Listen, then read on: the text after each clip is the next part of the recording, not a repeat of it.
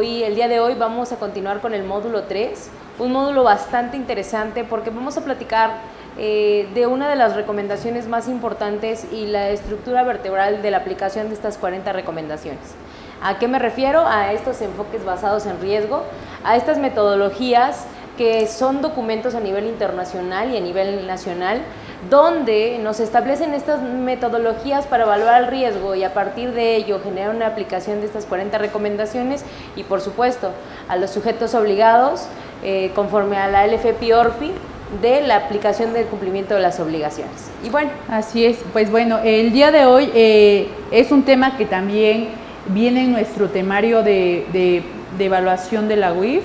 Si bien es cierto, actualmente todas las actividades vulnerables o esos sujetos no tienen la obligación de realizar una metodología basada en riesgo, lo cierto también es que de acuerdo a las reglas de carácter general de la LFP-ORPI, como lo comentamos la vez pasada, hay una oportunidad o una modalidad de identificación simplificada para que en este caso estos sujetos puedan identificar a sus clientes únicamente, no sé si recordarán que les comentábamos, recabando datos sin recabar documentos, ¿no? Entonces, el requisito para que tú puedas implementar esas medidas simplificadas es que conozcas tus riesgos, que se lo realices esta identificación a sujetos o a clientes o usuarios en un riesgo menor. Y ahora sí, para que nosotros identifiquemos realmente que esos clientes son los clientes con menor riesgo, tenemos que realizar lo que de acuerdo a la recomendación 1 de Gafi es la evaluación y el enfoque basado en riesgo. En nuestro país, respecto en el sector financiero, se conoce como un enfoque basado en riesgo. De hecho, en el temario viene como un tema de bibliografía la metodología de la CNBV, para efectos de que esa es la metodología que a ratito que cuando expongamos los demás, pues las demás metodologías internacionales, vamos a darnos cuenta que es pues un híbrido, ¿no? Es literal la recopilación de todas estas para ahora sí, lo que vamos a ver el día de hoy precisamente es eso, cómo voy a empezar a identificar mis riesgos, con qué rubros, por qué, para qué y posteriormente y la aplicación. Y derivado de este enfoque basado en riesgos, recordarán también la recomendación una maestra que decía que los países deben de reconocer sus riesgos. Así es, razón por la cual vamos a analizar la Evaluación Nacional de Riesgos 2020 y finalmente pues las tipologías, ¿no? Que es como de manera panorámica el trabajo y las funciones de la UIF, ¿no? Así es, esta unidad de inteligencia, una vez que hace todos estos análisis de la información, pues tiene como resultado la determinación de una tipología que es un modelo recurrente de forma de lavado de activos. Y bueno, entonces entrando en materia, vamos a platicar qué es el riesgo. Y para que nosotros podamos definir qué es el riesgo, lo vamos a dividir en dos formas. El riesgo financiero y un riesgo criminal. En general, el concepto de riesgo es una amenaza que existe. Eso en una definición de la RAE. Pero si nosotros nos enfocamos a qué es el riesgo en materia financiera, se ha definido como que es un evento no deseado y que frecuentemente tiende a una pérdida económica o monetaria. Del lado del riesgo criminal, o para conceptualizar qué es el riesgo criminal, pues también es la probabilidad de una pérdida causada por un cliente beneficiario, tercero, usuario, que está relacionado con administrar, depositar, transferir, invertir o retirar fondos que provienen de la comisión de una actividad ilícita. Eso es riesgo en materia criminal o es un riesgo que se asemeja a lo que nos establece este 400 bis, ¿no? Donde nos habla del delito de lavado de dinero. Así es, y bueno, también en la lámina que antecede podemos identificar que no solamente existen estos dos tipos de riesgo, sino que también pues hay riesgos tecnológicos, riesgos de crédito, o sea, el tema de riesgo es inmenso pero como comentas maestra, el que se refleja más o el que impacta más en el tema, en nuestra materia, pues es el riesgo criminal, ¿no? Otro concepto muy importante también que lo vamos a estar repitiendo en este transcurso de esta charla es el denominado apetito de riesgo, que realmente esta denominación se le ha dado a todo aquello que una vez cuando yo ya tenga identificado mis riesgos, yo ya sé cuál es el riesgo en el que yo estoy colocado, ¿no? Es decir, si estoy en una zona geográfica del norte y es por el tema de la zona geográfica, pues hay un poquito más uso de efectivo, por ejemplo, pues todas las operaciones derivadas de la venta de joyas, por ejemplo, en efectivo, son operaciones de alto riesgo derivado a que yo me encuentro en una zona fronteriza donde realmente se acostumbra más al tema el cambio de divisas y todo ese tipo de cuestiones, ¿no? Entonces, el apetito de riesgo es en lo que yo realmente voy a asumir y en lo que yo me voy a encontrar una vez ya identificados estos riesgos, ¿no? Que más adelantito vamos a estar analizando, comentándoles, ¿no? Así es. Otro concepto importante de esta tarde es la de mitigantes. ¿Y qué es esto de mitigantes? Son aquellas acciones que vamos a emprender para efectos de atenuar estos riesgos, para efectos de que, para de disuadir este apetito de riesgo del que comentas. Todas estas acciones que van a ir en contra del riesgo, ¿para qué? Pues para evitar un lavado de activos o un financiamiento al terrorismo. Exactamente, un ejemplo como mitigantes en esta operación que les comentaba en efectivo, el mitigante que se aplica realmente es la restricción del uso en efectivo, y de esa manera yo ya voy a tener un riesgo residual, y de acuerdo a este mecanismo que yo le voy a estar dando realmente para el tema de la restricción en efectivo, voy a identificar el apetito de riesgo y voy a obtener finalmente una medición de riesgo en el que la empresa va a estar expuesta, ¿no? Así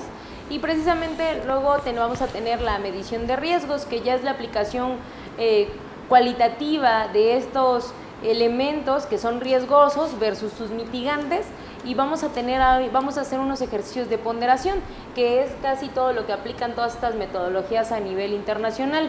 ¿Qué es la ponderación? A mayor riesgo, mayores mitigantes, mayores recursos para efectos de disuadir estos riesgos.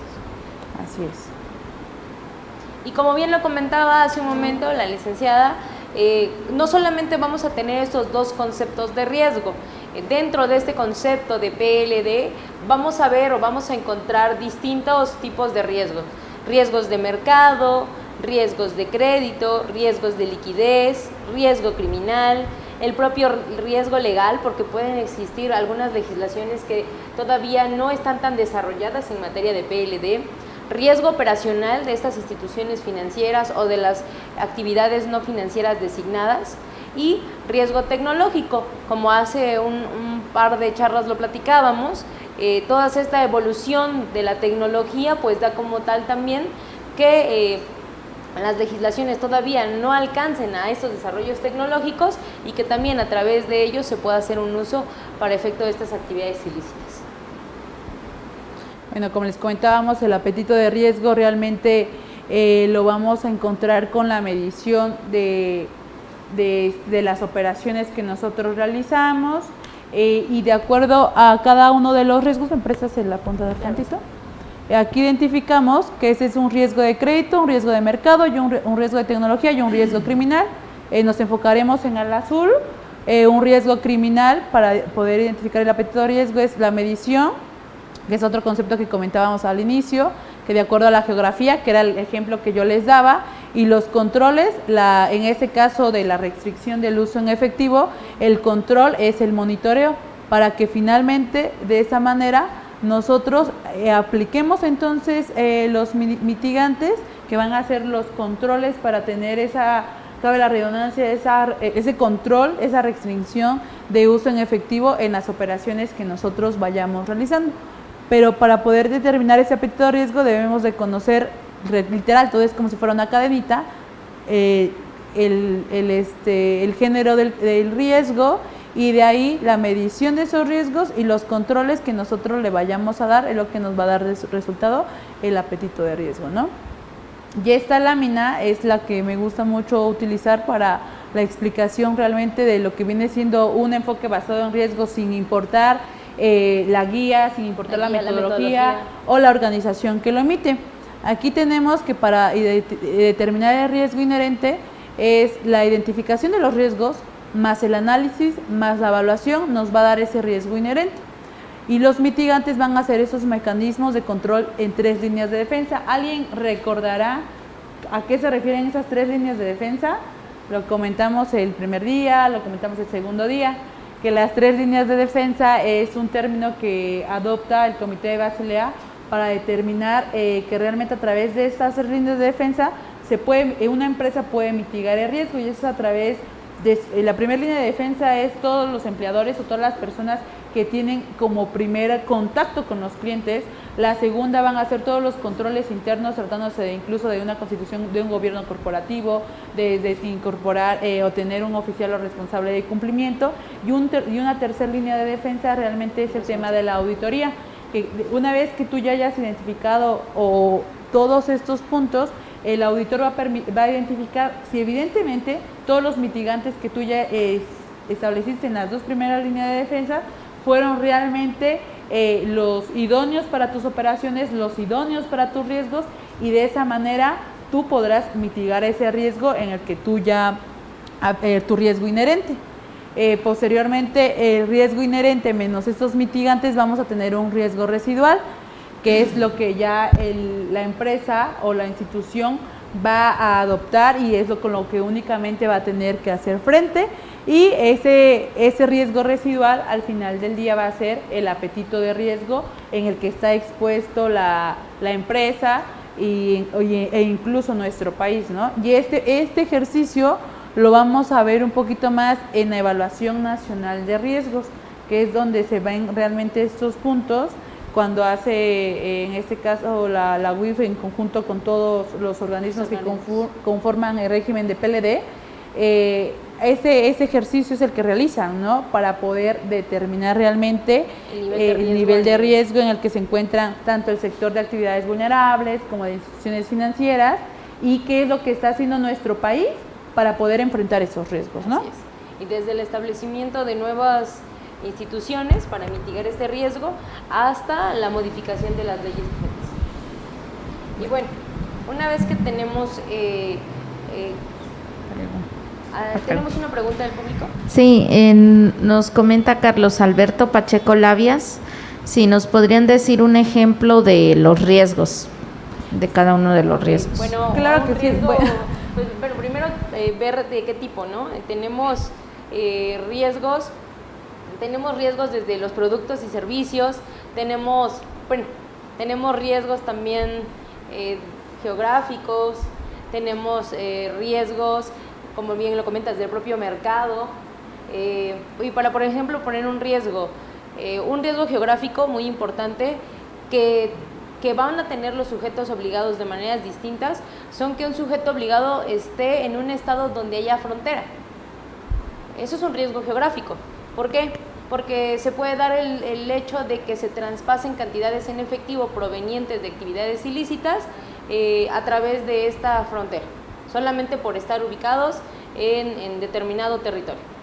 Otro riesgo, en ese mismo contexto de riesgo geográfico, que este sujeto esté ubicado en una zona donde exista un alto índice de criminalidad.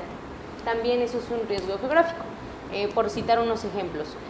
Otro riesgo que vamos a tener es que no va a ser el mismo riesgo de una institución financiera, un banco, a aquellas instituciones o a aquellos sujetos, actividades financieras no designadas. Una persona que tiene una casa de cambio. Okay. Son totalmente distintos. ¿Por qué? Porque los servicios y los productos que ponen a disposición del público en general son distintos. Los montos que se manejan en estas instituciones son distintos. Entonces vamos a tener distintos riesgos dependiendo del tipo. En este caso pusimos 2 ejemplos, uno de servicios o productos y otro, por ejemplo, de condición geográfica. Y si me permites, Elisa, para abundar un poquito en el ejemplo, ya trasladando al tema de actividades vulnerables, si tenemos una actividad vulnerable que te gusta, a lo mejor la venta de joyas o relojes en una tienda.